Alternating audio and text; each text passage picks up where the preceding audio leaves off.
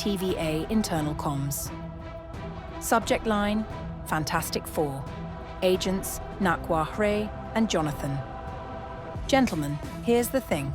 Your humble jurisdiction as arbiters of entertainment for the sacred timeline may appear invisible compared to the greater responsibilities of the TVA. However, it's no stretch to say that without your necessary work, we may all be in trouble. Consider this your ongoing trial by fire.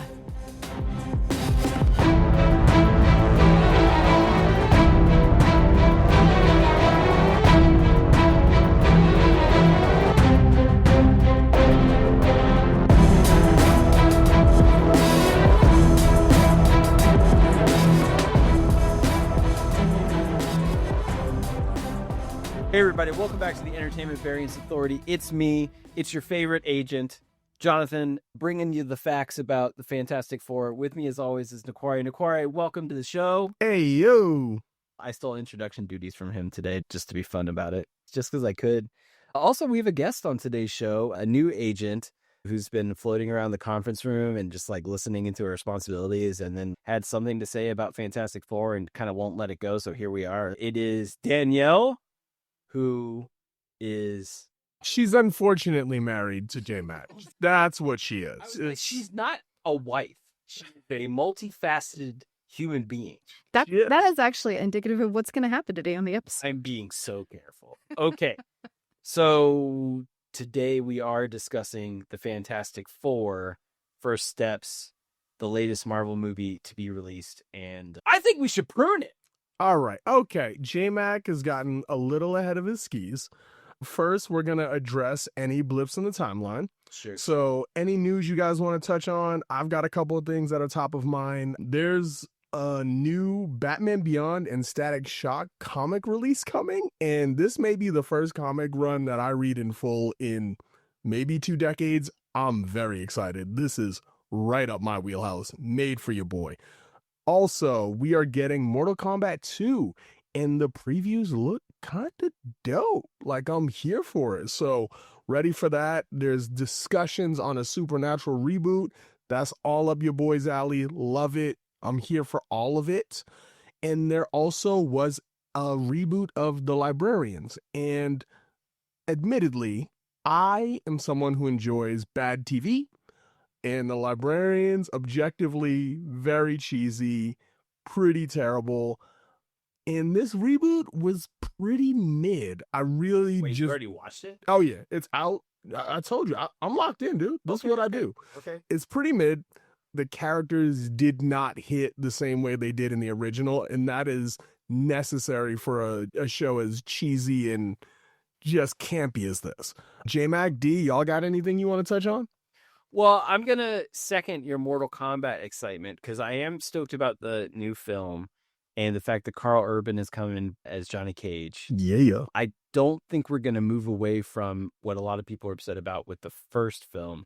By first film, I mean the first film in this sequence of films, not the original Mortal Kombat, which did come out in 1995 and is clearly superior to all of this. But Incredible. it's cool that Carl Urban's going to be Johnny Cage. But the other Mortal Kombat thing I'm really excited about is that there's a video game developer called Digital Eclipse, and they have just released, or will be soon releasing, a Mortal Kombat collection. And the thing about these guys that's really cool is that it's not just a playable version of the games. It's like a coffee table book of like developer diaries and like background art and like all of this cool like historical information about the development of the games. And you know, that's kind of up my alley. So I'm super into that. Let me put it this way. The Metal Gear Solid 3 remake just came out. I am so much more excited about this Mortal Kombat collection, and I love Metal Gear. That's where I am with it. Whoa, that is a big statement from you. Mm-hmm. I will say, I think we can all agree we would all enjoy a remake of the original Mortal Kombat with better graphics. We all could have gotten on board with that as far as the film goes. I'm very excited about the video game. I did not expect you to be more excited about Mortal Kombat than Metal Gear. That is a statement. It's just because I want to see like all these developer interviews and like understand how they put the game together. That kind of thing is so fascinating to me. Yeah, your nerd is showing. Danielle, anything you want to touch on? Any news, anything popping in pop culture that you want to hit on, comic related? Actually, no, I don't generally read the comics, and I think that's actually an interesting way of probably something really interesting to know about me going into watching the Fantastic Four, because I have not read the comics and I'm not super into reading the comics. I'm a Vertigo kind of girl, so this is not my wheelhouse when it comes to comics. I went in completely cold on the movie. I actually have not kept up with recent news. I just mostly know video game stuff. Dope. And that brings us to the case file. And Dee already touched on it a little bit. Let's get into opening thoughts and expectations. I think we should prune it. I think it should have been called The Fantastic Sue Storm and the Three Other Guys. This is, wow, I'm not going to get no words out today. Okay, where are we starting? I need your thoughts and expectations. I need to know what you were hoping for going into this. I need to know why are the Fantastic Four important in this stage of the MCU? Why are they important to the comics as far as you know? And is Marvel getting it, or are they still missing the mark? That's a lot. Let me jump in. I think I can go first. Yeah, J-Mag, you got a lot of thoughts. You go. My expectations were relatively high. I felt like I needed this one to hit. When I saw Superman, my expectations were kind of mid-level, but my desire for it to be a success was high because I like James Gunn. I like his work. And what I read on the internet did seem to suggest that any kind of future DCU was going to be dependent on this movie being successful. With Fantastic Four, it was more like the cast is so good. So I need that to hit. I need the portrayal of the characters to hit. And honestly, Marvel's been up and down for me lately. Mostly, I've been really happy with everything that they've done. I think there are some fans who were like, I didn't even really enjoy any of the Spider-Man films because he wasn't really Spider-Man. He was like Iron Spider or like Iron Lad or whatever. I have not generally taken that tack. I've been at least enjoying pretty much everything, but I kind of needed this to do a little bit more than that. I needed Fantastic Four to be a home run, and it just was not. All right, D. So I went in with basically no expectations. I like Marvel movies, generally speaking. I don't generally have high expectations for them. It's usually like, is this a fun movie? That's actually kind of my bar for most movies is, did I have fun? Yes or no? Because there are some incredibly beautifully filmed movies that are written really well, and they're just not fun. And I'm never going to watch it again because it's an experience. I'm glad I had it. Moving on. I never need to go watch like Schindler's List ever again, kind of thing. Nobody does. Yeah.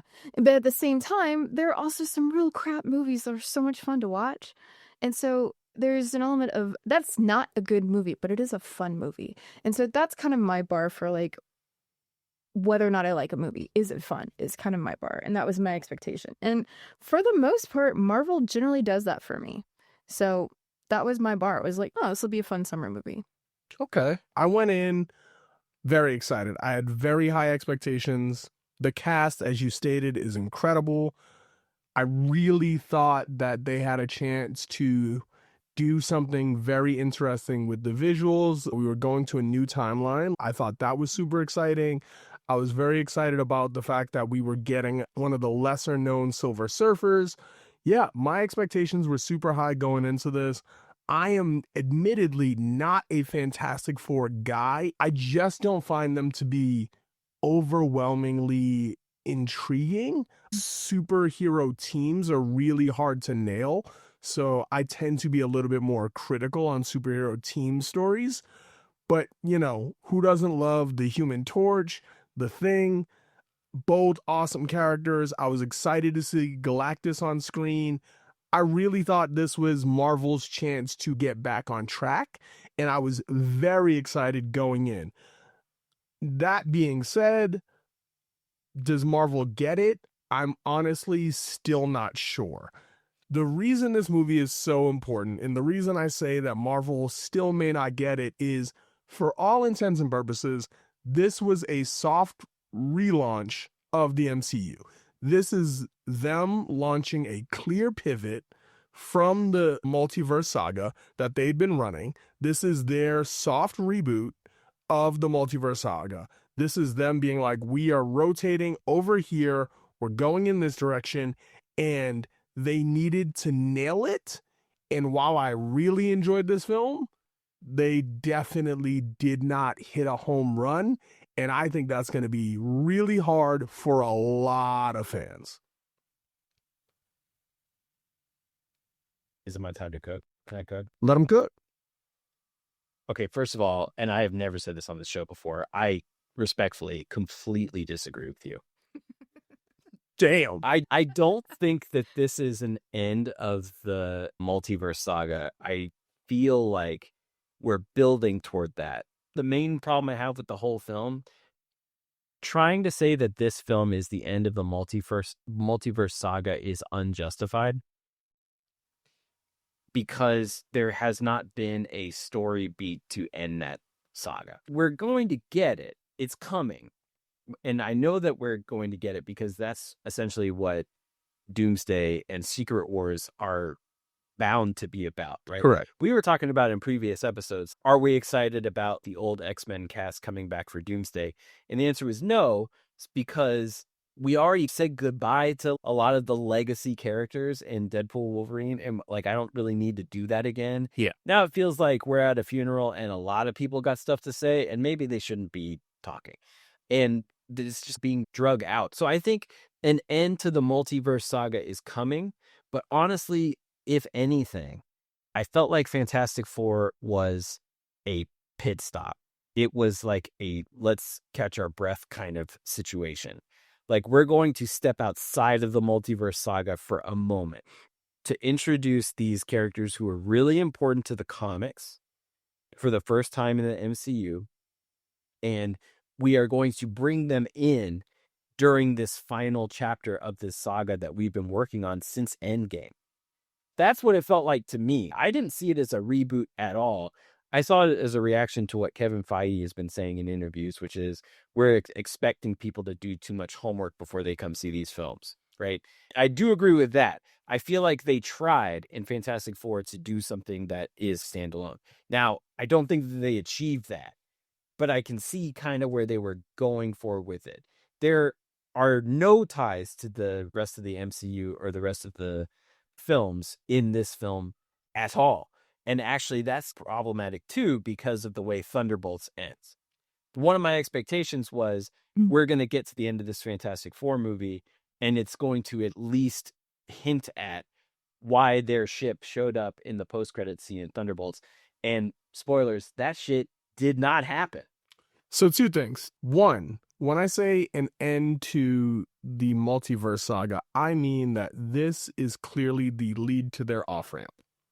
So you are correct. This did not end the multiverse saga, but this is clearly defining the lead to their off-ramp. And that was a really big deal because people have been so frustrated. The fanfare has been so negative with the multiverse saga that I felt like they needed to hit a home run with this to prove that, like, we get it, we've heard you, we're going in another direction. Yep. 2, tell me a little bit more. You touched on the Fantastic Four being really big in the comics. They are the first family of Marvel. Why are they such a big deal?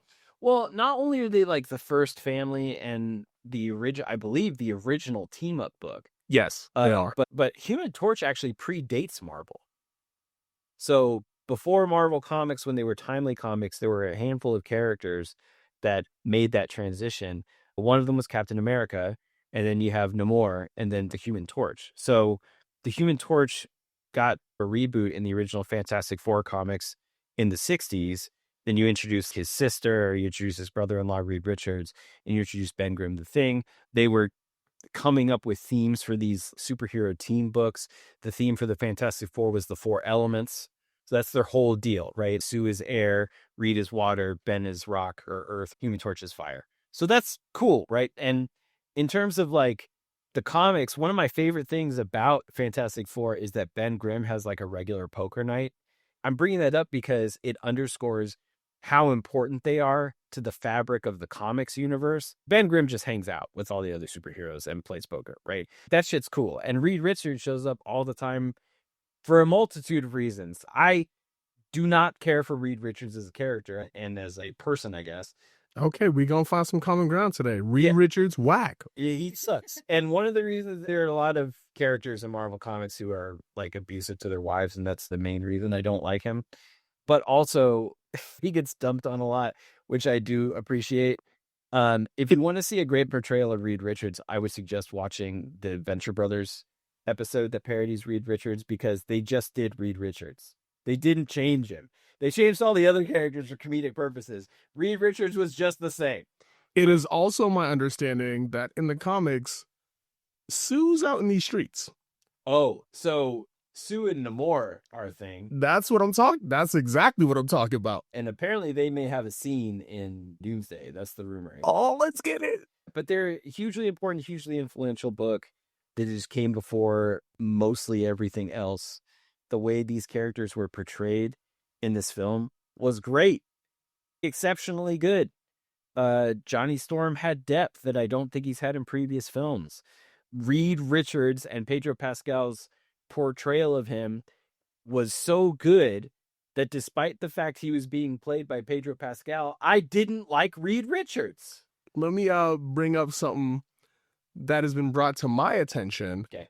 That I want you to just sit with for a little while and think about if this would have changed your opinion of Pedro Pascal as Reed Richards. Okay. I really struggled with the casting of Pedro Pascal as Reed Richards. Hashtag not my Reed Richards. He just never looked like Reed Richards to me. And it really bothered me throughout the casting announcement, throughout the film. And then I saw a fan Photoshop where they got rid of his mustache and it made it so much better for me. Yeah, interesting. I was back on board. I was like, that's my Reed Richards. I can get on board with this. And it really continues to bother me now because it's a simple fix. Well, it wasn't simple when they did it to Henry Cavill in the Snyderverse. Like, there's certain visual things, sure, you see and you kind of can't unsee. I think that's fair. That didn't bother me at all. Okay, so let's get into the breakdown a little bit. We like to get into the visuals first. So tell me your thoughts on the style, the costumes, the audio. It's very clearly retro. This is set in an alternative timeline now. I don't know if this film takes place in the past. It seems to. But I thought that visually it was incredible. They created a retro futurist world that was awesome. Herbie is incredible. The visuals really hit for me. It was a pocket world. It stood alone and apart from Earth 616. Earth 828 also noticeably a more utopian, better place. I want to live in Earth 828. Recently, me and my wife have been joking that we're on the worst timeline. I'd love to be ported to that timeline because things seem to be going well. They got a mole man, and that seems to be, up until Galactus, their biggest issue. So I'm really all in on Earth 828. The visuals are really cool. They nailed the costumes, and I thought they nailed the world building. I really felt like you were transported there. D, what did you think of how it looked, how it felt, how the movie sounded? So I've been referring to this as the 1960s veneer. It doesn't really take place here in our past, but it definitely has that shine on everything. Yes. I had no issues with the direction, the art style, or the actors. I thought all of those were phenomenal, actually. At some point, we'll be having a nice rant about the writers. Okay. So that being said, the juxtaposition of some really heavy storylines that were just completely dismissed and poorly handled, juxtaposed with that 1960s veneer, made it actually so much worse for me. So in some ways, it's like, that's so cool. And it's like, man, you like swing and a miss so hard next to this like pretty shiny thing that I know you're capable of doing this better. And it made it so much worse for me. Oh, that's interesting. I thought what you meant was the way that you were reacting to the story was made worse because of the way you feel about the actual history that our culture lived through in the 1960s. Yes, that also has a factor into it as well. Because, like, for me, and spoilers, there's a lot of sexism that goes on in this movie. That's an undertone. It's a very subtle problem that I'm happy to go into in a different segment. God, you have no idea what you're getting into here, Nakware, because like she's coming at you from this angle, but I'm coming at you from a different writing angle. Yeah, I mean, there's also the civil rights of it all that isn't addressed, which I thought was so good that we're all in the room. I thought it was interesting. I was like, we don't know the history of this world, so we don't know where that would be in their history. But I was very much like, that black reporter is a little aggressive for this time period. Sure. J-Mac, all right, before we get into the story, because that's all relevant, I want to hear your thoughts on the visuals. One point on this, we're talking about the aesthetic and the world building and all of that. This is the first time in the MCU that we have had a story where the superheroes are at the center of society, period. Correct. Right? Mm. Like, all the other MCU stuff is happening, and the people who live in that world feel it, and they know that it's real. But this is at the level where all of humanity is in the Fantastic Four fan club. Kids are dressing up like the Thing for Halloween. You know what I mean? You see a little bit of this with the Avengers, I guess. But there are so many moments in this film where the entire world looks to these four people and says, what do we do? I don't think that has happened in that way in the MCU before this film. That's an important context to acknowledge before we get into all the stuff we're going to talk about. Well, because I also think that's a wild thing to witness, considering that is so incredibly far from actual reality. Yeah. Sure. Yeah. That it's almost pulls you out. Yeah. It is jarring to be like, these people are so heroic and are so powerful or whatever, that the entire world is infatuated with them and in love with them and really dependent on them in a way that I don't think is true about the other characters. Interesting. Okay, so, let's roll right into the characters then, because you guys have thoughts. I'll give you typical rundown. If you want to touch on anybody else, let me know. But characters of significance in this film, in my opinion: Reed Richards, played by Pedro Pascal; Sue Storm, played by Vanessa Kirby; Johnny Storm, played by Joseph Quinn; Ben Grimm, played by Eben Moss Bachrach; Nathaniel Richards, the Silver Surfer, played by Julia Garner; Galactus was played by Ralph Ineson; Herbie was played by Matthew Wood; and the Mole Man, who was played by Paul Walter Hauser. That's the characters of significance, in my opinion. It is pretty condensed, especially considering at least half of the significant characters are the Fantastic Four. I just want to get this blanket statement out of the way. It is totally fine and interesting that Silver Surfer was a woman in this film. I don't get why some people are upset about that. Be more interesting, I guess, is my reaction to that. Like, the actress. Nope. See, this is where I'm gonna jump in. You are being way too gentle. It was dope. It's dope to have a female. It's dope to have a female Silver Surfer. Yeah. It's comic accurate, and she did a really good job. Like, honestly, people are tripping. Go ahead, D. It felt like a fucking checkbox. Ooh. The entire movie and most of the stuff that it dealt with women felt like a fucking checkbox. There wasn't a single woman in that writing booth. I think there was one credited who has worked on basically nothing else, and 5 or 6 other dudes. And I'm going to guess that she got overwritten most of the time, because it felt like there were no women actually behind what the women were saying in this movie.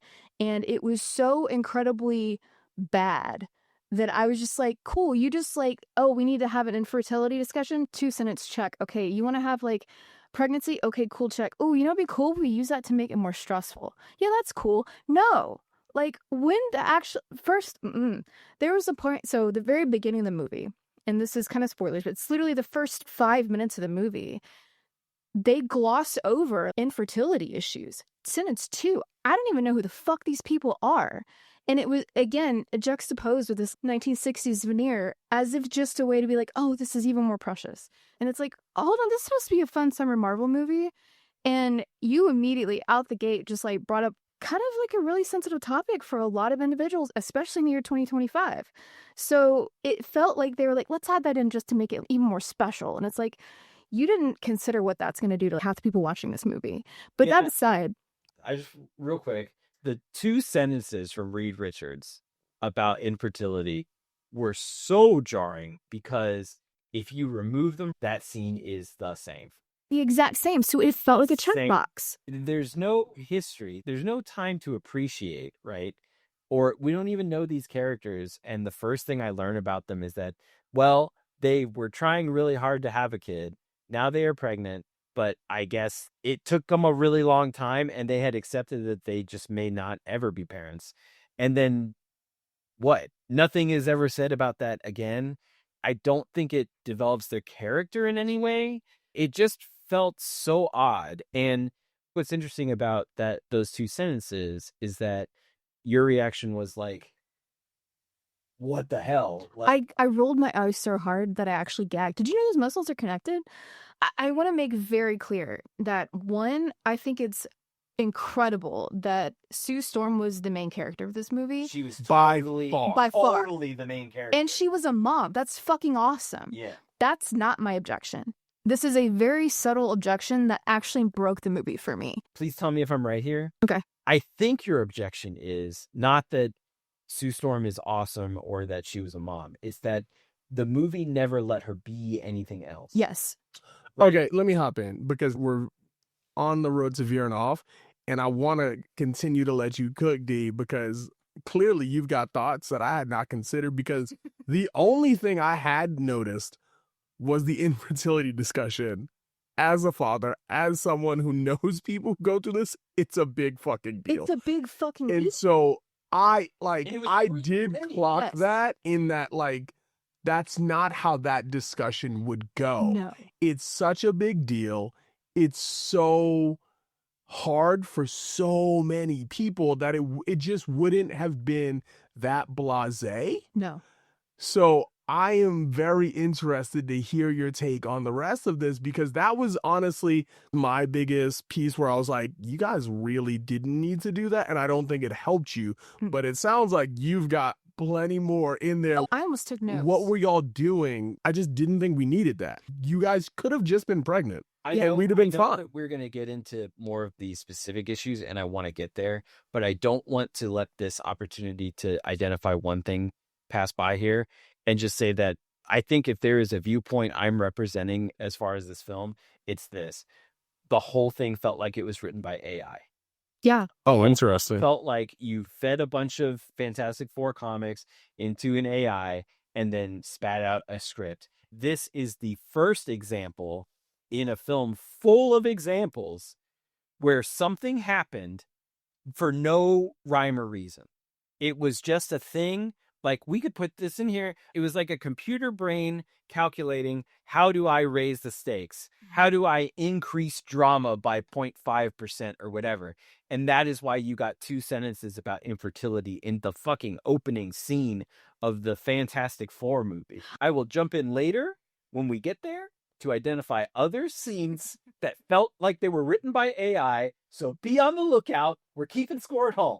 I keep putting a lot of disclaimers in here because I want to make very clear what my position is on this. Having their situation of having problems with infertility could have been so incredibly powerful, and they just fucking chose not to.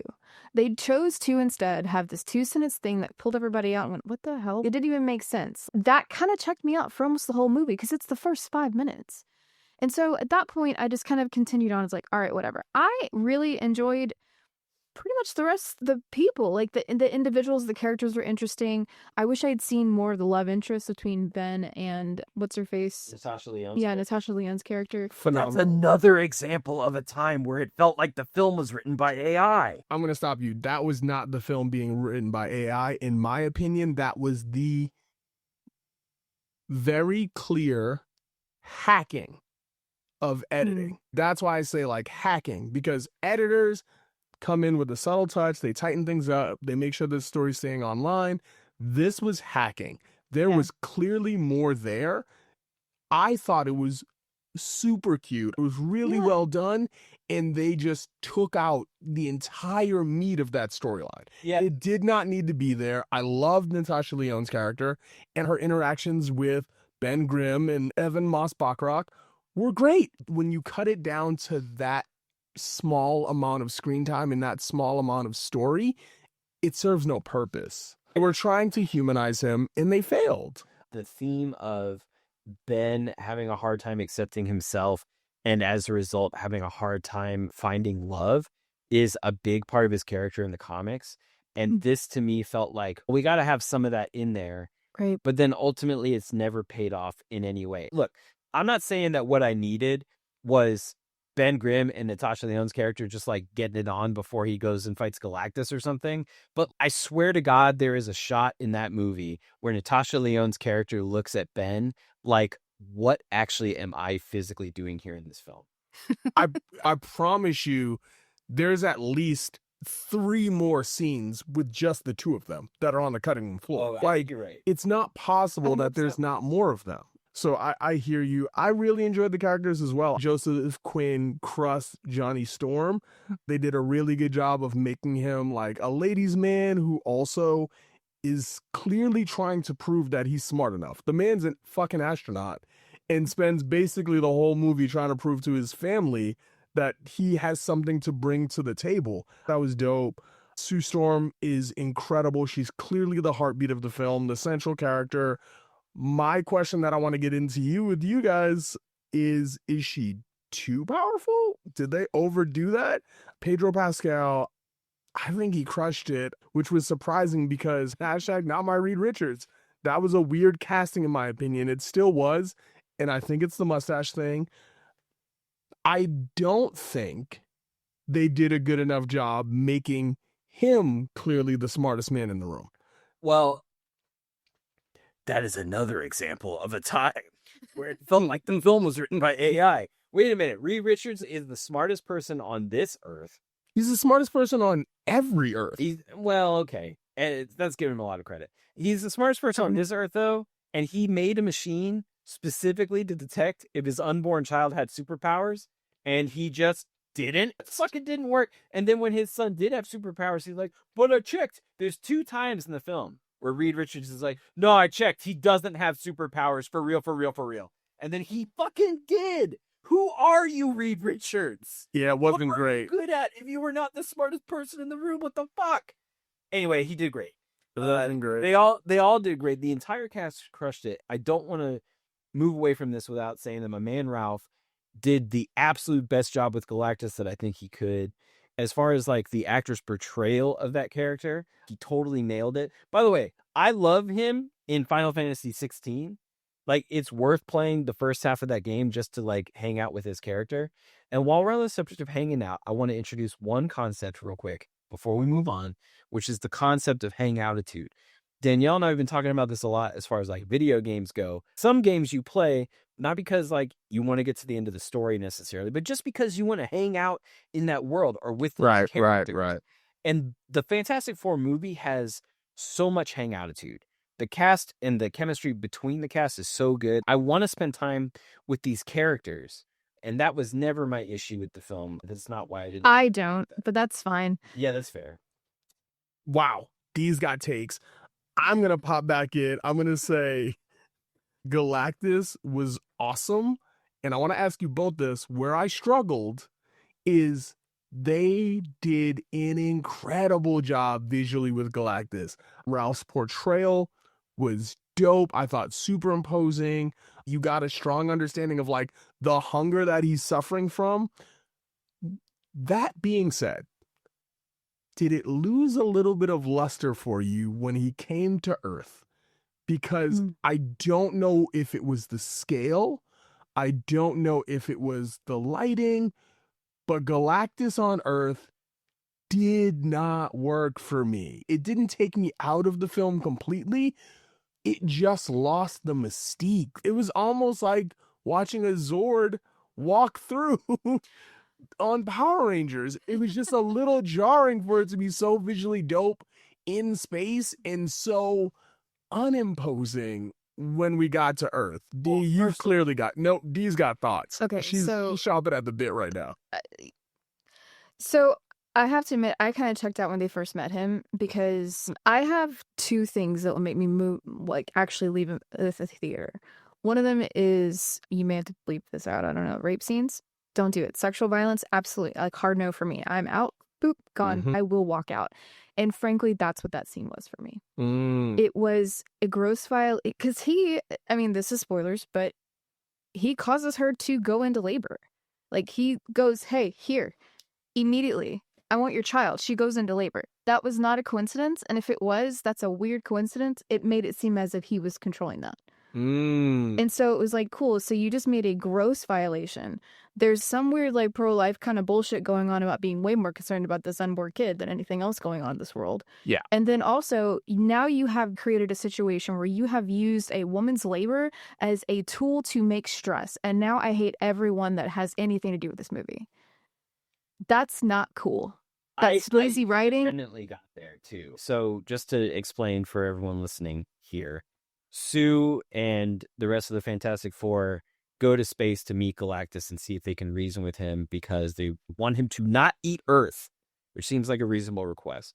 They meet Galactus. Galactus explains that, look, I'm super hungry and I gotta eat the planets, including yours. Real fast. I thought he just wanted to like chomp the kid like a lima bean or something. Like, I didn't know. I still don't know. Says, he identifies through whatever superpowers he has that Sue Storm is pregnant and that the child that she has some sort of power, which again, Reed Richards says he didn't, but he did, that can cure his hunger, or perhaps this child can be an heir to what Galactus is doing in the universe. It's not really clear, but I independently was like, Galactus just induced labor. That is what happened. He was trying to like beam the kid out of Sue and he fucking induced labor. And now Sue Storm is in labor and they have to escape and get back to Earth. And they continue to make it horrific. First off, some evil big bad guy trying to take an unborn child out of a woman's belly is literally the entire plot of a French horror film called Inside. Like, what the fuck, Marvel? This is a horrific situation. And again, 1960s veneer, we're just going to use it as a tool to make stress and everything's going to be fine. Yeah, the very next thing that happens is they are trying to escape the event horizon of a black hole. Yeah, that was quite a leap. That is happening while Sue Storm is giving birth. And it was just so over the top. By the way, that kind of thing that Danielle's identifying here, like using pregnancy, using birth as like a driver of tension and like dramatic stress, is exactly why I haven't seen The Quiet Place. Yeah. Like I was kind of into that film until I heard that there is a scene where Emily Blunt has to silently give birth. And I was like, I am so out. Oh, interesting. I think there's a lot of, I think, and this is going to basically divide people. There's going to be people who think I'm completely insane and that's totally fair. And there's going to be people that are like, yep, she's right. But I think that for a lot of women, both some that have and haven't had kids, there's something so sacred about giving birth that the idea that you're putting it on television is akin to sexual violence in some regard to me. At a certain point, why are you using this as a tool for stressors for other people to somehow view? It's so violating in a weird way that I can't even really fully put into words at how fucked up it really is. And I don't know that guys understand that because not all women feel that way either. But I know there are a lot of women that do. No, I think you're making an exceptional point. Like, I had not thought about the fact that they definitively use the birth as a tool for stress. By the way, escaping an event horizon is fucking stressful by itself. Yeah. Yeah. Not only the use of the birth as a tool, but the induction of labor, both of those went past me, and you're correct. It's not great. It's that juxtaposition. Everything is shiny and everything is fine, mixed with these really fucking heavy, hard things. And I don't think it was intentionally done that way to make a point. It really just felt like it felt careless and like a checkbox. It does feel careless, which is worse because, again, the storyline that they're setting up still works without either of those scenes. Yes. Exactly. Without her giving birth in space, you can still have Nathaniel Richards be the carrot that they need him to be for the Fantastic Four, and you don't have to violate Sue Storm on screen. I'm so glad you brought that up. Can you explain to me how Franklin Richards is a carrot that drives the plot, please? Can you please explain that to me now, please? I'd really like for you to explain it. Was it Franklin or Nathaniel? It's Franklin. It is Franklin? I Yeah. misspoke? Okay, I misspoke. I apologize. But basically, what winds up happening is Galactus says, hey, I'm hungry, but if you give me your kid, I'll leave your planet alone, and he will become my heir apparent. The Fantastic Four refuses. That is their child. Why would they ever give him up? You're going to have to destroy our entire world, which somehow also makes sense in their heads. But that is the driver of the plot moving forward from that point, is that Galactus will not destroy their world if they give up their child, and it also becomes a stressor upon the population because they return home and people are now wondering why you've chosen your only child over the population of, if we're saying it's akin to our current population, 8 billion people. What I will say is it is a classic question of, do you choose the life of the one over the life of the many? I do think that that is a good plot device that everyone can relate to. It is the exponential version of Sophie's Choice. Also, like, Reed Richards just had to not fucking say anything. Yeah. Smartest man in the world. I also struggled with that one. So we are getting so far away from the main point I wanted to I'm make. so sorry. Go ahead. Please make the point. Okay. Why does Galactus want their kid? Because he has the power cosmic and... Nope. Shut the fuck up. I don't know what that is. He never said that. The only time it's mentioned in the film is one time Reed Richards draws it on a blackboard. That's literally the only time they mention power cosmic in the Time out. That's not possible. No, it is. It is possible. I had no idea why. So I literally had here's no the idea thing that I why. will say, because normally I am not this person, and this movie turned me into this person, and I hate this. I hate it. Especially because we left the theater, and Danielle and I were talking about all of these, like, misogyny issues, and we're talking about the film. He was talking, I was screaming. I came out of the film, and I was like, I had a nice time. But I did feel the waves of hate coming off you halfway through this film in the theater, right? But then I started thinking about it from the perspective of, what evidence is here? Because Kevin Feige has been in interviews where he's saying, we have been forcing people to do too much homework. Remember? Right. We've been talking about it. And I've been defending Marvel and saying, like, no. That's not what this is. It's ridiculous. It's these news outlets that are writing articles about the 8 things you got to watch before you see Thunderbolts or whatever. But this time, here's what I did.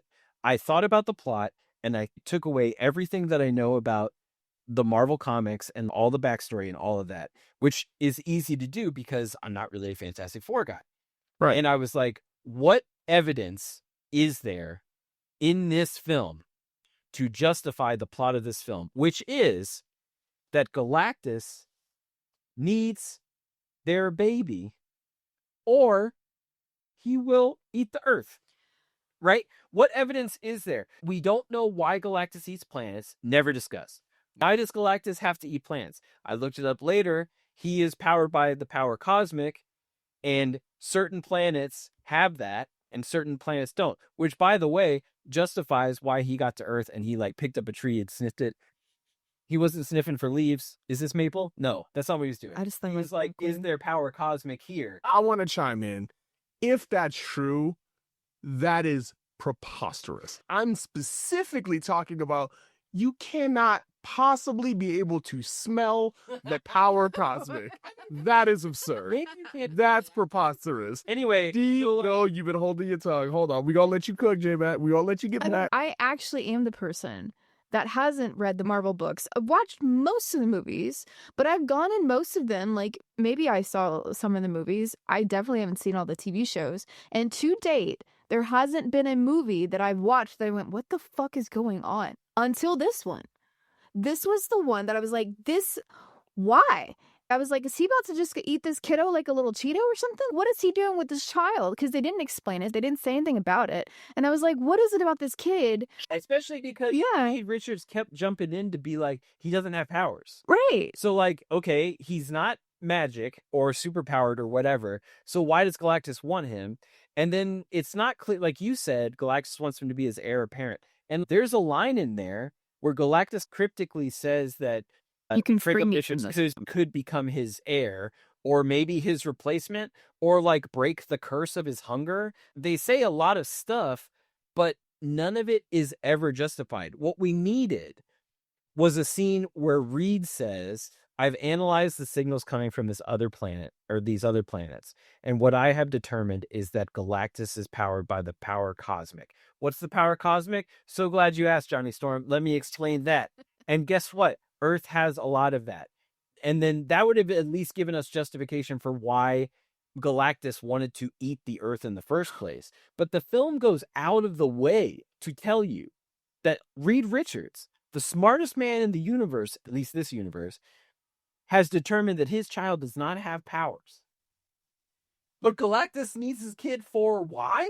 Well, that's why you can't have Reed Richards be the one to figure out that he consumes worlds that contain the power cosmic, because if he could figure that out, he could figure out that his son also had the power cosmic. So my question is, why would it have been a problem, yes or no, if their kid had superpowers? It wouldn't have mattered. So you know your kid has superpowers, great. So do the same fucking thing. By that, it's not explained very well at all. Like none of this is, because I'm pretty sure it was written by AI. But there is one scene where Reed's son, he's having a moment with his son, and he says he hopes he doesn't become like him because there's something wrong with him. Yes. There's broken with him. I think you can do your best to extrapolate using the small amount of evidence that you have that maybe Reed doesn't want him to have powers because he wants him to live a normal life. He wants him to live a good life. I understand that, but I don't understand how that would have affected the plot and what happened in any way, shape, or form. Let's say they found out from the scan he did have superpowers, but they don't know what it is. So what? Nothing would have changed. Well, actually, if they did the scan and they found out that he did have powers, it would at least help justify, even if we don't know what those powers are, why Galactus wants him for some reason. Sure, I still don't know why he wants that kid. What, Danielle, can you tell me what Franklin Richards' power is? Okay, so for me watching this, I was like, so he can bring people back from the dead? Because that's what it looked like to me. Because that's the only example of him using any kind of superpower. Yeah, that's a glaring issue I had. And that's not his power. I know it's not. The Franklin Richards is, for all intents and purposes, portrayed as a necromancer, and he may be the most powerful character in Marvel, even above the Super Skrull from Secret Invasion that we are never going to interact with again, because universally we all agreed that that show was ass. Yeah, I was really upset about that. So yeah, Franklin Richards has the power cosmic. He can create entire universes. He may be the single most powerful character in Marvel. He can also alter reality, right? Yes. So what he actually did at the end of the film is he went, no, she's not dead in this one. And then she wasn't. Yep. That's not necromancy. But if you haven't done your homework, there's no way. There's no way. You shouldn't have to do homework to understand the main plot of the film. In the past, I feel like there were definitely Easter eggs and little side things and notes and conversations or one-line things here and there that would tie back to the comics or previous movies that were helpful for people that had seen all that. Or they're like, oh, I saw this thing. But this was like a glaring plot hole otherwise. So let me ask you both this. Does this movie work if it is part 2 in a trilogy where Galactus has already been introduced, where we've already got some backstory on the characters? I feel like a lot of the plot holes we are running up against, we needed to know more about these characters, more about this world, more about the people we were interacting with to set the framework for us to be in this world uninterrupted. I'm going to have a real hot take here and just say I don't need 2 more movies for the same characters for Marvel to prove to me they hate women. Yeah, this movie for me was like every key woman with one or two minor exceptions. I say minor, I can think of one exception where there has not been a main character who's a woman who hasn't had either some sort of infertility issue that causes some sort of weird grief out of fucking nowhere, or literally destroys worlds over children. And they're so one note about how they present women that I don't know that two other movies is going to help them understand that Sue Storm is a badass who happens to be a mom, and she's not a mom that's a badass. I'll say this as I can speak to, you can only be a mom. So that's, the only thing you can be is a mom. Everything else is secondary nature to that. So, I mean, obviously she's a mom who's a badass, not a badass who's a mom. You're the one who's wrong here. Yeah. I understand that you have the vagina, but you are incorrect. Damn it, you're going to get me murdered. That's the thing, though, is like it feels like a checkbox, but she's a mom and she's the main character and she's a woman. And you still fucking, despite all of that, fucked it up. Because you didn't take in consideration any other woman's actual perspective in this. I feel like the director, honestly, I'm going to just put a disclaimer here.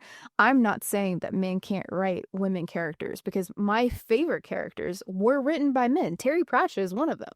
So that is not an impossibility, but I definitely think those guys don't know how to write women.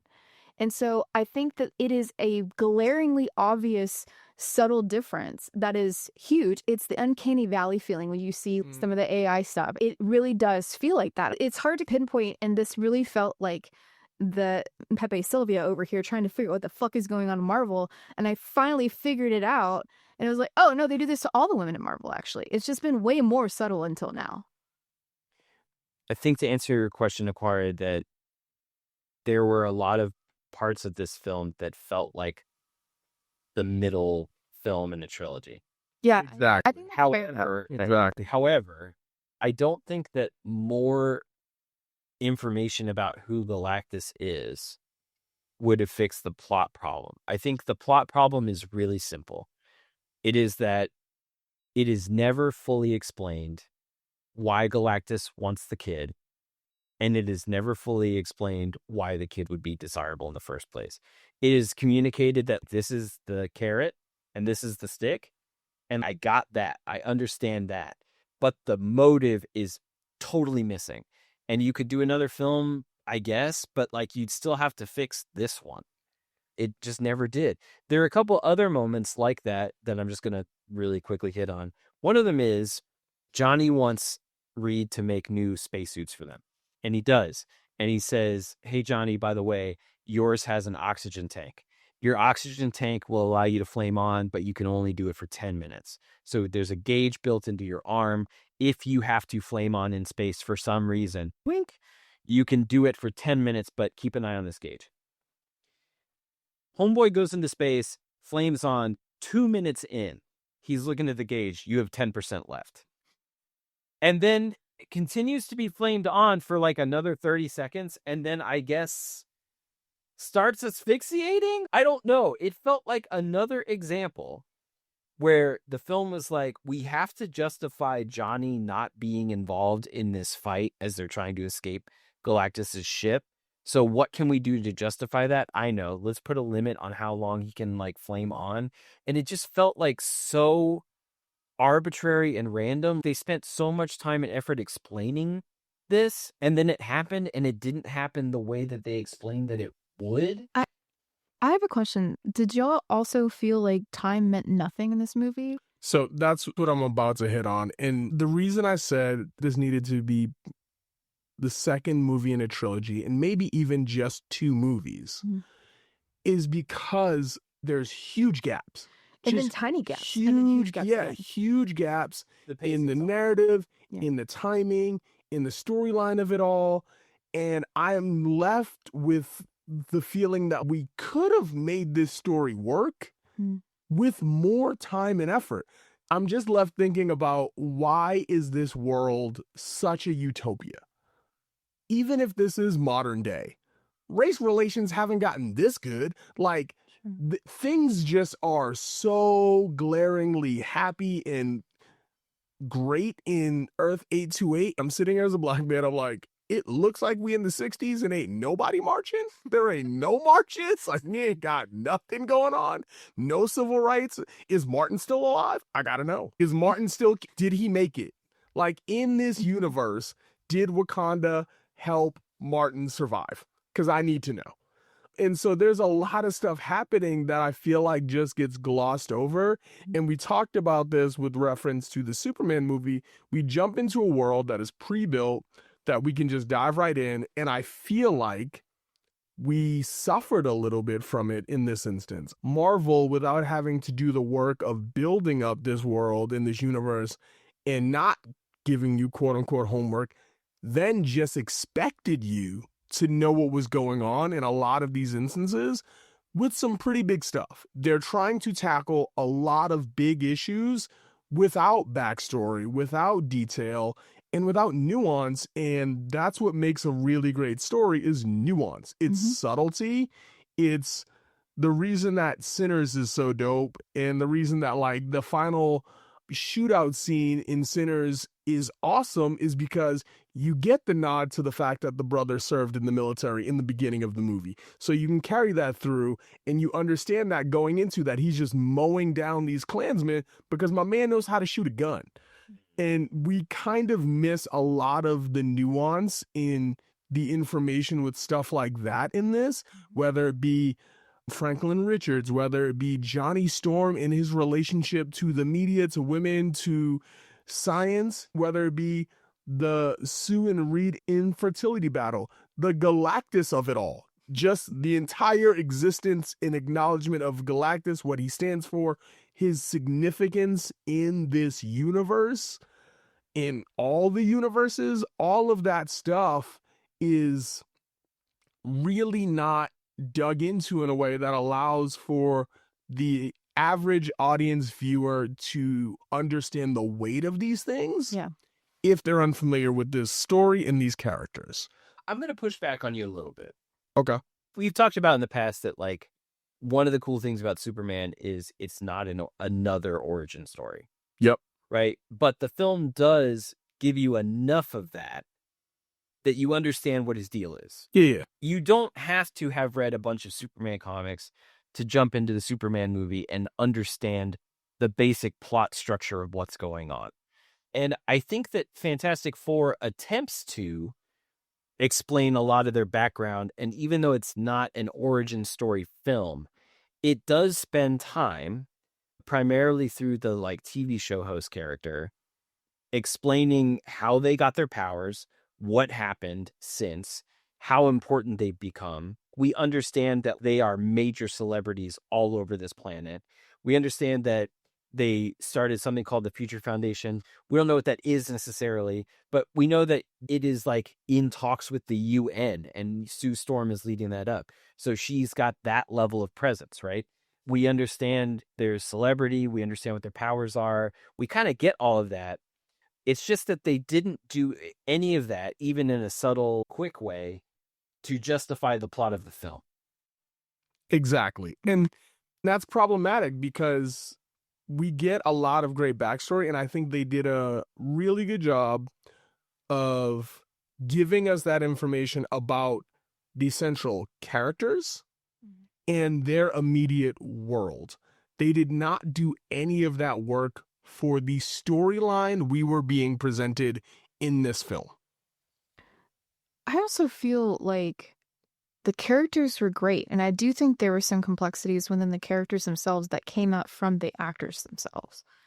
And I think that was cool. And so I think that's actually why I was so frustrated with the writing, because it was like, man, you have an all-star cast who are still, despite y'all's shitty attempt at writing a movie, have conveyed some really cool things, and their presence is good. Sue Storm as a character is fucking cool as shit. And I think that's actually why I got frustrated too, because it's like, you did her so dirty. Cool thing. Screaming to be more than what the script allowed her to be. Exactly. That's exactly it. All right, That's exactly so along those lines, I want to bring us home with one more piece on the narrative. I want to get your opinion from both of you. Did the climax work? Because despite all of the issues that we have, and despite the narrative gaps and all of these things, My biggest issue is the climax just doesn't work for me. Mm-mm. It just doesn't. What part doesn't work for you? All right, so they have actually a pretty dope way to solve their problem, and it gets foiled by the Silver Surfer. All right, already y'all setting my people up to have to do double the work in half the time. So how are we going to get out of this little pickle that we've got ourselves in? Then their genius idea is to trick Galactus, an all-powerful being, into stepping into a portal. That's the genius idea we get, and it is stopped by the most comical of sitcom tropes where he's about to step on the tripwire and then he notices the light beam in it. And then, this is where I went earlier where I'm like, did they make Sue Storm too powerful? So Sue now can single-handedly push an all-powerful galactic being by herself through a portal. Also, how is this the only solution we have? Now, what I will say is I appreciated the fact that they didn't solve the Galactus issue because he is such a powerful character. I really did not want them to beat him. I didn't think it made sense that they would be able to beat him on their own. So I appreciate that we did not get a resolution to this film that ended with Galactus being beat. My final note on the climax of this film and why it didn't work for me is, J-Mac alluded to it earlier, all of us collectively as a fan base went into this film expecting their world to die. Yeah. It was the proper ending. I think that's It is how the film should have ended. It made the most sense, and it tied into the post-credit scenes in Thunderbolts. It also justifies the Fantastic Four not giving up their child. You just have to turn the plot so that they don't have this kumbaya moment with the rest of Earth, and people are pissed at them for choosing their kid over the rest of society, fairly so on both sides. If we're playing into this whole theme of Reed Richards not being the smartest man on Earth, he doesn't come up with a solution. Instead, he finds a way to slip his family out of their universe before it is destroyed, and that leads to some interesting character development and some fun internal struggle with Reed Richards in future Marvel movies. And that is my biggest gripe, is this world was supposed to die. I think for me, watching this, it's like I have all those complaints that I have. And then on the other hand, it's like, oh, you literally made Sue, the one mom in this movie, give literally everything. Everything. And I don't think that was an intentional commentary. I think it was just an accident. I do think that was an intentional commentary. You think it was intentional? I do. I think that was very purposeful. I think the idea that the mom has to give it all, I think that was them trying to make it look be their most feminist. Yeah, they don't realize that doesn't work either. They just completely do not understand. It's counterintuitive, and it's what we as a generation are learning is like, hey, you could also help the mom. That'd be great. If fucking anybody had helped her at any point, she was the one that put everything together. She was the one that contacted the UN and got all the nations together. She's the one that actually talked to the Mole Man, who, by the way, was my favorite character in this entire movie. Because, like, he was basically the self-insertion character where it was like, fuck all three of you. What do you actually need to? He was the only person that asked her, what does she actually need? In a legitimate, meaningful way. And it's just like fucking everything in this film.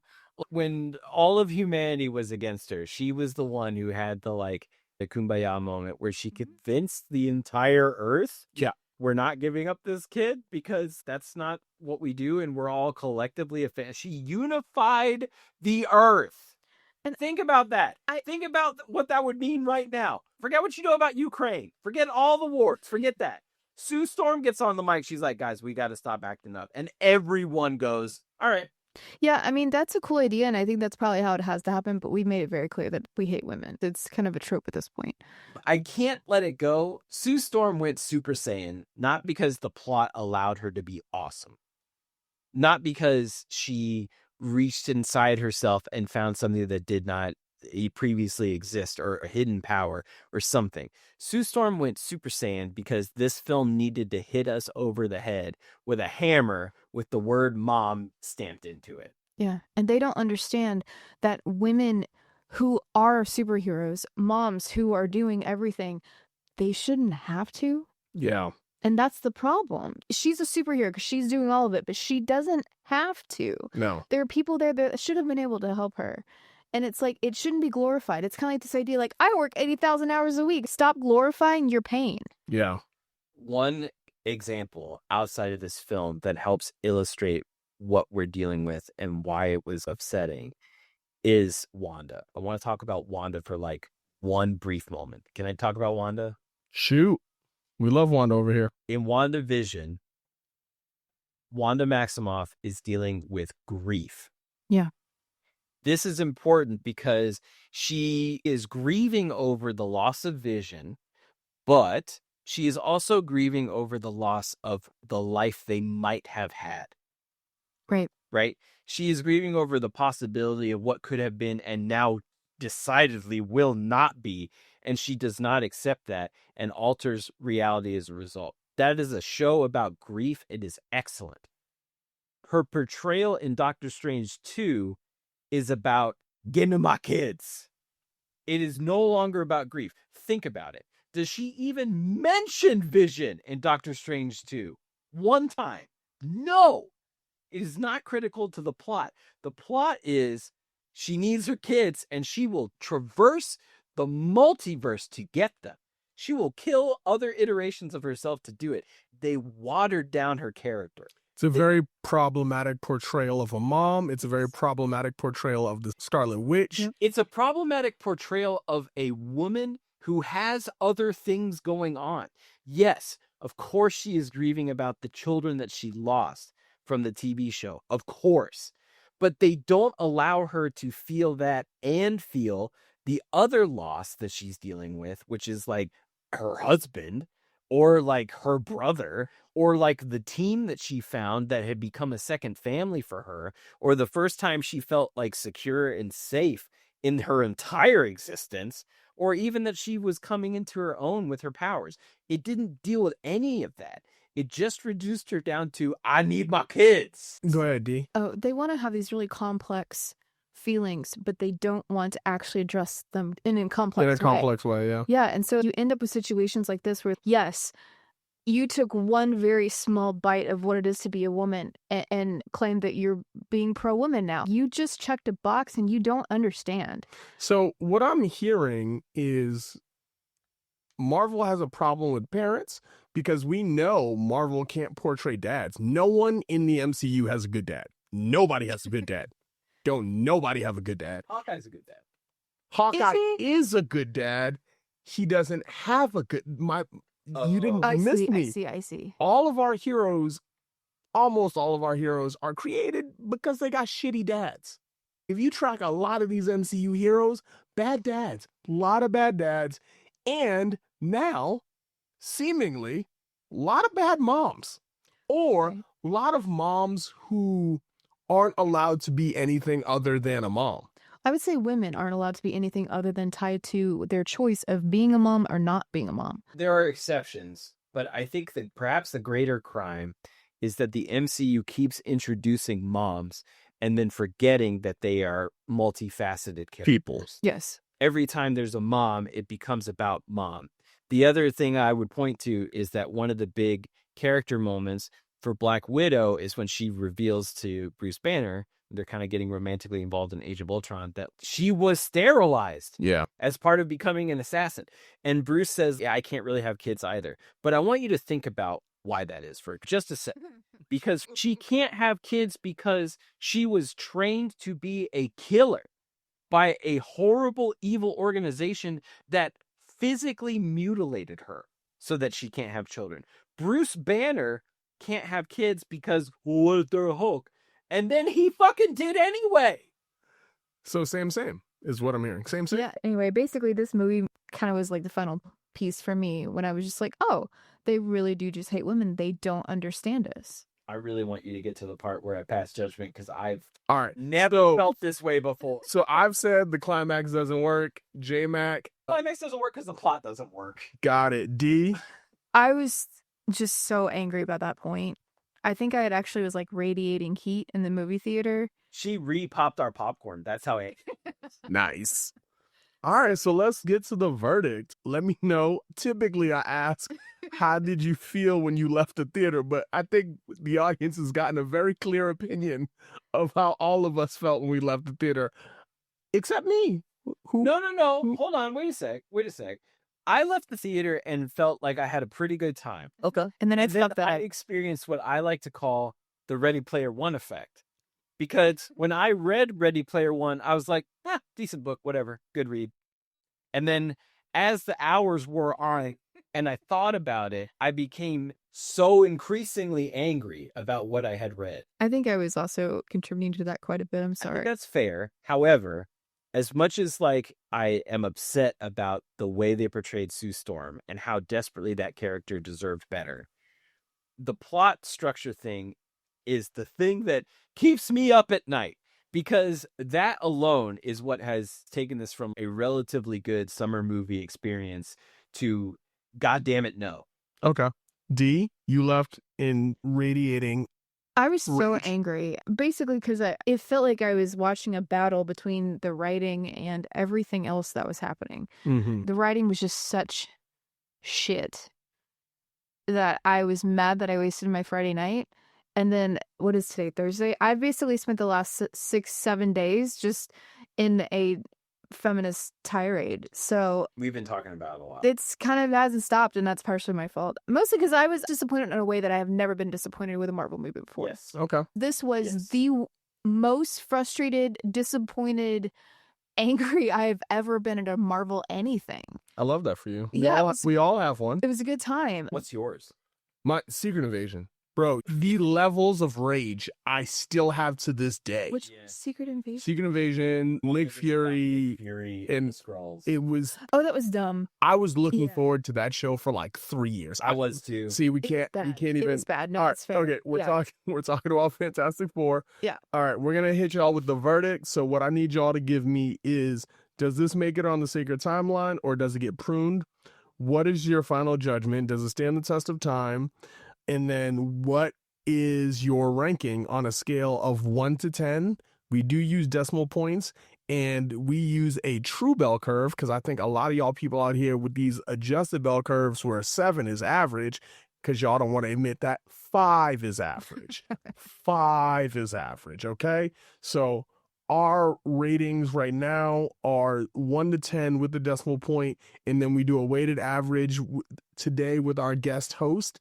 We will do a weighted average of the 3 scores, which means that I am going to be very hurt with where this movie falls. And for context, our ratings currently are as such. Thunderbolts is our highest of the movies that we've covered with an 8.25. Superman comes in at number 2 with a 7.85. Daredevil comes in at number 3 with a 6.2, and Captain America Brave New World is holding up the rear with a 5.7. So, J-Mac, do you want to lead us off? I think we should prune it. But seriously, I would really love to forget that this film happened and get the VFX staff and the cast back together again and just try again. Just try again. It's visually, sound-wise, costume design, all that stuff, the aesthetic, all of it was wonderful. The chemistry among the cast was perfect. The portrayals of the characters, aside from the fact that the film wouldn't let Sue Storm be anything other than a mom, was really great. It's so disappointing that in general, the plot doesn't justify anything that happens because it doesn't explain itself. So yeah, for the first time ever, I would like to prune this film. I don't think it belongs on the sacred timeline. And my overall score, because of the chemistry of the cast and the VFX, is like a 3.4. That's all I can give it because the plot is fundamentally broken. Wow. Okay, I'm going to hop in because I know D's going to cook. So I want to give her space. I'm going to clear the lane. And I'm going to go, and I am going to go hard left on both of y'all. And we will see what comes of this, but I'm not pruning it. I enjoyed it. I thought there were big problems. But if I step back and if I'm being honest to myself, did I enjoy this movie more than Superman? And my answer is objectively yes. Just flat out yes. So, that being said, I don't think it was as good as the Thunderbolts for me. I thought the story worked better. And that's where me and you agree. The biggest holes in this film were the story. I thought the characters were really dope. The visuals were incredible. There was the making of a story that made sense and worked and pushed the MCU forward. It was done a disservice with hacking, not editing, and some very glaring plot holes in story and sometimes not character development, more so character exploration. There were some really big gaps there. But for me, just from a standpoint of like, did I leave this movie excited about these characters, excited about continuing the story? Very much yes. Do I think it worked completely? No. I'm going with an 8. Okay. That is generous. If I'm being honest, I was going to go higher, but you two have swayed me quite a bit. But I do have to be true to my joy for the film. Hey, I'm not against that. If you enjoy a film, I've enjoyed some really shitty films before. No, you should feel bad about yourself for enjoying it. That backhanded compliment she just hit me with did not go unnoticed. All right, D, we didn't clear the lane. Let us know. What is it? So I can't give this movie a 0, right? It's 1 to 10. That is the ranking, right? You can do whatever you want. Okay, well, I'm just asking like what the parameters are here. So if options are 1 through 10, right? Yes, it is a 1. People worked on it. It is a completed piece. Okay. So I feel like you have to give it at least a 1. Okay. Well, I'm just asking like where the actual baseline is, because there's some people like, if I could give it a 0, I would. It's like, that's not my question. I'm actually trying to keep it within the parameters here, because this is my first day on this job. I actually completely agree with you, Jonathan. If they actually had good writers come in and rework this in a better way, because it was like, this is either a drama or this is a superhero movie, and they tried to make it both and it sucked. So pick one and then have somebody actually write it, preferably with people who at least understand women, if your lead is going to be a woman. And I would love to watch that again. I love the characters. I really felt like there was a struggle between the writing and the character Sue Storm and the actress trying so hard to do it justice. I think the writers did her dirty. It wasn't even the direction. So I'm not going to give it a 0 or even a 1, because there are things about this that worked. I hated that movie, and I've never been so mad at Marvel, so much so that it has made me angry at other Marvel movies. So I'm going to give it a 1.5. And that 0.5 is because of the 4 people involved and the art director. Ooh. So needless to say, you want to prune it. Yeah, it should not be here. It actually makes other Marvel movies worse for me. Wow. Yeah. It has made me re-question every other woman that has been betrayed in Marvel. Had they not basically created such a bad portrayal of women in such egregious ways of treating major problems in such a just checkbox slap this on here just because it seems stressful kind of way, I probably would not have been on a tirade about how much Marvel has treated women poorly in the past. Wow. So because of that, I don't think that it should stick around. I think it actually tarnishes the history of the rest of Marvel. So ladies and gentlemen, with our weighted score being a 4.3, technically we do not prune this film. But as we have a guest host here today and 2 of our 3 hosts want to prune this film, I believe this film becomes our first victim of the paradox theory, where by score alone, it does not get pruned, but by host judgment, we're kicking it out. It's not making it on the sacred timeline, much to my chagrin. Damn. I would love to see these characters again. I want to be very clear here. I'm looking forward to seeing these characters again. But I don't believe I will be watching this film again. Yeah, that's what we're saying. This film specifically got to go. Didn't make it. I'm now at the place where I'm going to see who the writers are for the next Marvel movie to determine whether or not I see it. Yeah. Oof. Oh, Marvel, you're losing fans actively.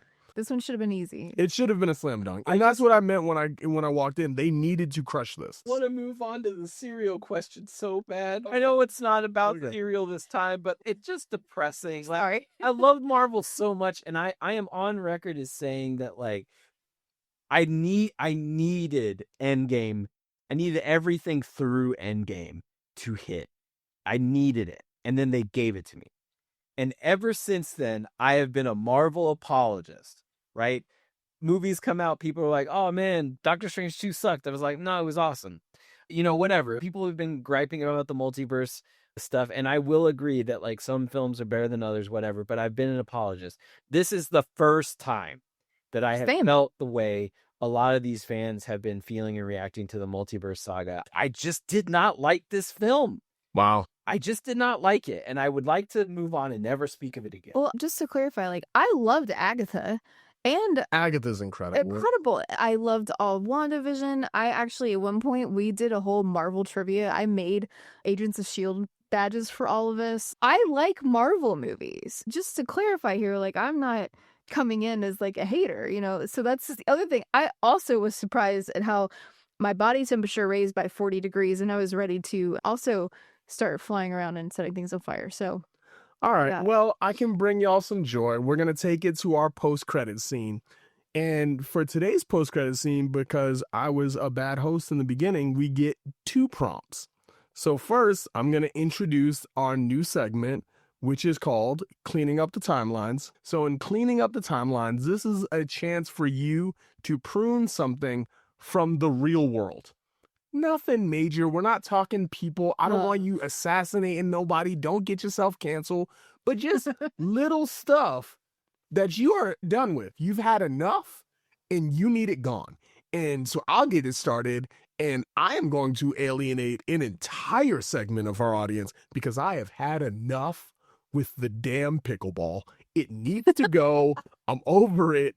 You're not fooling anybody. You want to play tennis, and you're not playing tennis. Just play tennis. I'm done. We're pruning pickleball. J-Mac, what you got? You want to piss some people off too? Go ahead. Go ahead. I'm tired of the green apple Skittle. It's time to bring back lime. It was a great flavor combination. There's no reason. Now I got to buy 2 bags of Skittles to get my limes. I got to reshuffle my Skittles to get the original Skittles. I don't even like Skittles that much, but it bothers me that we got rid of lime and replaced it with green apple. Green does not have to exclusively be green apple. Lime is a viable flavor. I love the specificity of this hate. That is laser focused. You're welcome. D, what are you bringing to the table? A holiday creep. Oh, yeah. Look, I love Halloween. If I walk out my front door and my eyelids start sweating, it's not time for Halloween. July 5th is too early for Halloween. I want to be able to celebrate all the seasons. But also, I don't want to see Christmas shit anytime before Thanksgiving. Look, while I 98% agree with you, what I will say, this is me just being a child and relatively immature, and I can't even indulge in the thing I'm about to mention right now. The single good thing from Holiday Creep for me is, J-Mac knows where I'm going. It's holiday-specific Reese's. No, those are fair. That's fair. fair. They're phenomenal. The pumpkins, the trees, the bunnies, give them all to me. I need them all. And I haven't had one this year, y'all. I'm on my health kick. I'm trying to diet. I'm trying to eat better. And there's a pack in my cabinet from last year because I buy in bulk and I can't eat it. And it's staring at me in the eye. And me and it, we're making decisions. And every night it's like, you sure not tonight? And I'm like, no, I still got goals I'm trying to hit. It's like, but I'm yummy and delicious. And I'm like, Mm. nah, I can't have you. I'm trying to get my blood sugar right and my belly right. I'm doing the work. But I hear you on the holiday creep. I'm just saying, holiday Reese's is my jam. I think that's fair. I also, like, to be clear, I think anybody should be able to decorate their house however they want, whenever they want. I just don't want to see that stuff in stores taking over other holidays specifically. So, like, I literally can't buy Halloween stuff on October 25th because there's nothing but jingle bells as far as the eye can see. That's bullshit. What I'm hearing is that you want me to feel empowered to decorate our house with arcade cabinets. I don't know I love about that. What? I love that. I don't know that that's. You heard it here first. Okay. We have audio evidence, so we can run the tape. That's what I heard. All right, and we're gonna bring us home with our traditional post-credit scene.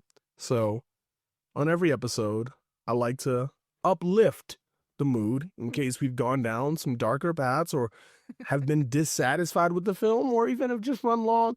I just want to bring some levity to the back end with some food. Everybody likes food. We like to eat. I want to talk about some food. I And like judging Jonathan about his food choices. oh yeah, we're very judgmental in this space. This is not a safe zone. I try and always tie it into a food that was in the film if possible. Okay. And the only one I spotted in the Fantastic Four was in the very beginning.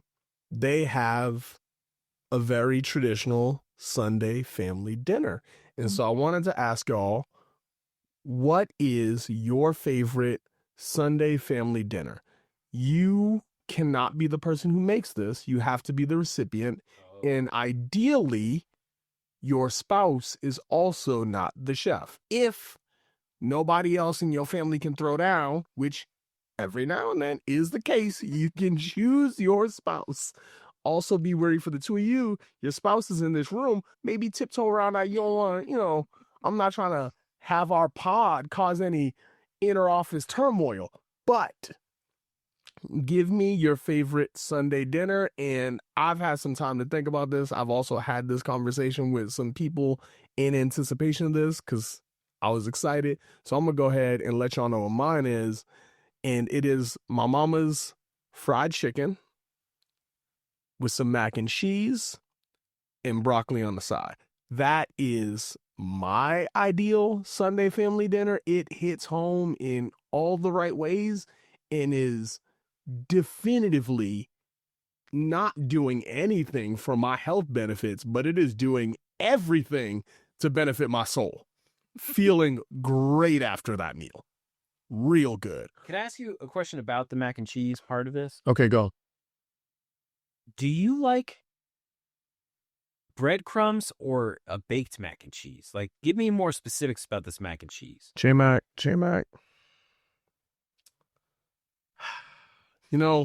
It's not often that our racial divide comes in, but this is one of those moments. Wait, hold on. For the record, I don't like a baked mac and cheese, and I don't want breadcrumbs on my mac and cheese. We do a baked mac and cheese. Okay.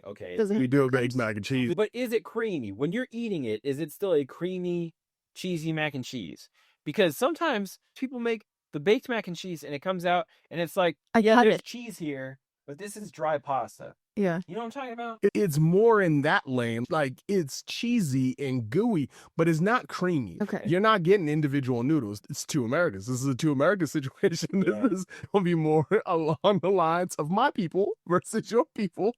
And this is more in lane with the kinds of mac and cheese we tend to put forward. Not always. We're not a monolith, so I'm not going to sit here and say that. But typically, the mac and cheese you're getting is going to be more of like a pasta with cheese that's been thrown in the oven, and it's got more pull than it does goo. Okay. That's helpful. I asked because I have two sides of my family. I have a Cajun side, great. I have a Midwest side, not fucking great. Exactly. One of those I'm going to have holiday dinners with, and the other one makes dressing that bounces. Yeah. Why? How? So yeah, I've had a variety of mac and cheeses that have led me to, I'm just going to grab the blue box. I've also learned a lot about you by the fact that you just called it dressing without missing a beat. And I know exactly where you stand on a lot of food. Thank you for that, D. There's a difference between dressing and stuffing, though. Not everyone knows that. Yeah. And that's my point. Oh. That's my point. Okay. It's also typically a two American situation. Yeah. All right. I would say for me, it'd probably be my mom's gumbo Mm. or her etouffee. We don't really do Sunday dinners, Okay. but we do like holiday dinners. Okay. And I would say that those two are like the special occasion dinners in the family. But give me a rundown. What's in the gumbo? Chicken sausage. Okay. I think I make it better, Oh, wow. but I can't say that. Wow. Wow. I think she does too. Wow. Because I'm actually the Cajun one out of the two of us. And my mom learned how to make it for my grandpa, and I also learned how to make it for my grandpa. So I think that's the difference. So Okay. I do like a gumbo. I'll make a gumbo sometime. Don't threaten me with a good time. J-Mac? I do feel like I got to give shout out to my mom, not for Sunday dinners, but for Sunday breakfasts, because Oh yeah. my like last meal, death row meal, would be my mom's biscuits with sausage gravy. Yeah. 1000%.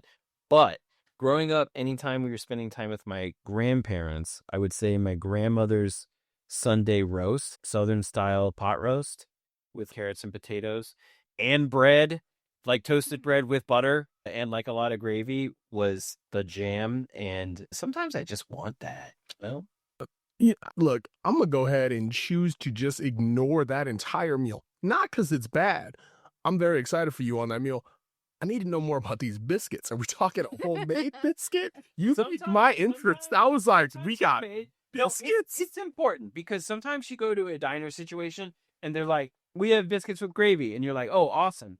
And then I'm continually disappointed because what comes out is like a white gravy with pepper and no sausage on biscuits. And I'm like, what the fuck is this shit? No. Sometimes biscuits are homemade. Sometimes there's like the Pillsbury joint. biscuits. But the sausage gravy is always homemade. And it does have a basic roux. It does use cans of evaporated milk. Okay. And then whatever kind of breakfast sausage you like. You want a spicy one, fine. Okay, we in here. And then you brown it up real good and turn it into gravy. I like a lot of black pepper. I think that's an important addition. But this is not complicated. Okay, It's no. supposed to be. No, we're in a real good spot, and I'm gonna offend you in a second. So I'm gonna continue to ride this train Don't offend my while mom. we can. Don't offend I'm not gonna offend your mom. I'm gonna offend you. Tell me more about these homemade biscuits. Are we talking? Are we dense? Are we fluffy? Are we light and airy? Do we get a golden brown top? Like, is there like a layered situation? When I do it, if I have time, I like to go the 7-Up biscuit route, brushed with butter. That's my preference. But I think the most important thing here is you need a biscuit that is airy and flaky. Oh, yeah. I think that's what you need to make this happen, because you want to taste biscuit, but let's be clear, you are putting a sauce on it that tastes very strongly of sausage. And so it's going to be hard for any normal biscuit to shine through that. This sounds fantastic. I'm gonna need to get some of these biscuits, Okay. and I needed to get all of that out before this whole thing went sideways, as I offend you very highly with my next statement. Is anyone gonna be offended if I go with like a homemade honey or a jam? Because gravy's trash.